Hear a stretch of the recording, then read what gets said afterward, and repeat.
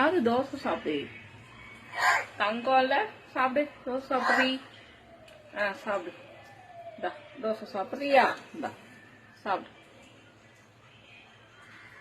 முழு சாப்பிடு சாப்பிடு கொஞ்ச நேரத்துல சாப்பாடு வைக்கிறேன் யாய் போவாதடி ஸ்நாக்ஸ் கிட்ட ஸ்நாக்ஸை தான் தூக்கிட்டு போறாளுங்க